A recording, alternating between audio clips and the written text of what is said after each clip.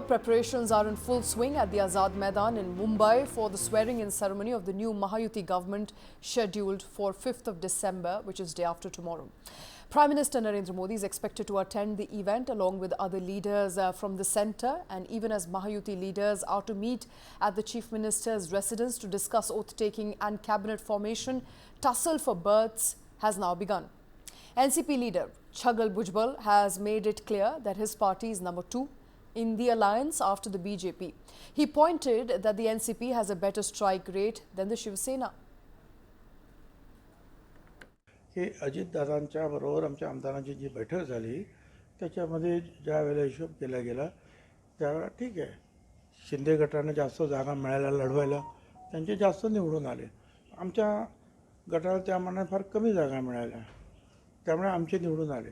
पण त्याला strike rate आपण म्हणतो त्याच्यामध्ये BJP 1 नंबरला आहे आमच्यामध्ये, आणि 2 नंबरला अर्थातच अजित पवार गट आहे, आणि 3 नंबरला शिंदे साहेबांचा गट आहे. थोडासा फरक आहे 2 नंबर 3 नंबरमध्ये. तर आमच्या म्हणणं असं की मग असं आहे की आमचा पण स्ट्राईक रेट चांगला आहे, तर तुम्ही त्यांच्या एवढीच आम्हाला पण जागा द्या.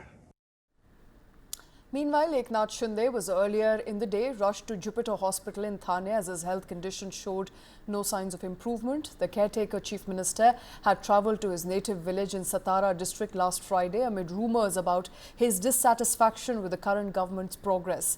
He reportedly developed high fever while he was in his native village, and he's now sought treatment.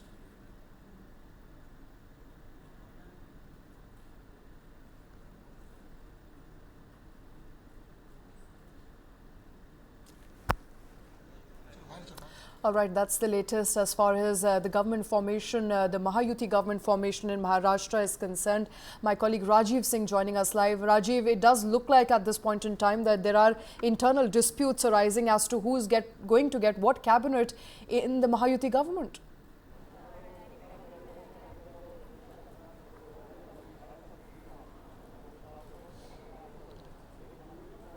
देखिए, जो मिनिस्ट्री जो पोर्टफोलियो मिलना है उसी को लेकर दरअसल लगातार ये विरोधी सवाल उठा रहे थे कि एकनाथ शिंदे की जो नाराज़गी है वो नाराज़गी की वजह कहीं ना कहीं गृह मंत्रालय की मांग कर रहे थे. लेकिन एकनाथ शिंदे से कल जब गिरीश महाजन जो कि देवेंद्र फडणवीस के बहुत ज़्यादा करीबी हैं उनसे मुलाकात हुई, लगभग 1.25 घंटे तक चर्चा हुई. हालांकि महाजन ने निकलने के बाद ये कहा कि ये चूँकि बीमार है, उनके गले में संक्रमण है, बुखार से त्रस्त हैं, इसलिए मिलने के लिए आए थे. स्वास्थ्य कारणों की चिंता थी उन्हें उस बात को लेकर. लेकिन हकीकत ऐसा नहीं है.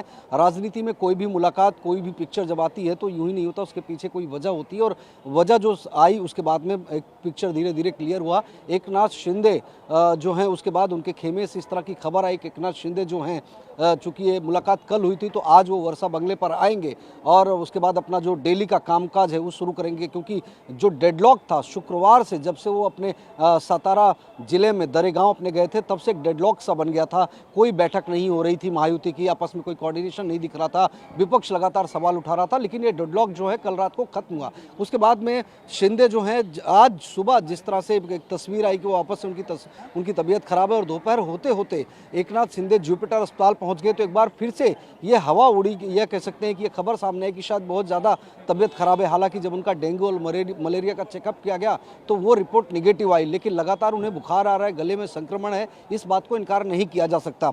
डॉक्टर्स की एक टीम ने उनका CT स्कैन किया, एंडोस्कोपी की, एक्सरे निकाला, उनके चेस्ट में भी किसी तरह का कोई इन्फेक्शन है उसको जानने की कोशिश की. रिपोर्ट्स आनी अभी बाकी है, लेकिन चेकअप के बाद में एकनाथ शिंदे वहाँ से निकले और उसके बाद में अब 5वें दिन, आज कह सकते हैं कि 5वें दिन जो है मुंबई पहुंचे हैं शुक्रवार के बाद में, और यहां पर अपने पार्टी के नेताओं के साथ में बैठक करेंगे और इस बात की आगे चर्चा की जाएगी कि किस तरह का पोर्टफोलियो मिलना है, कौन कौन से लोग मंत्री हो सकते हैं, उसको लेकर चर्चा उनके नेताओं से होगी.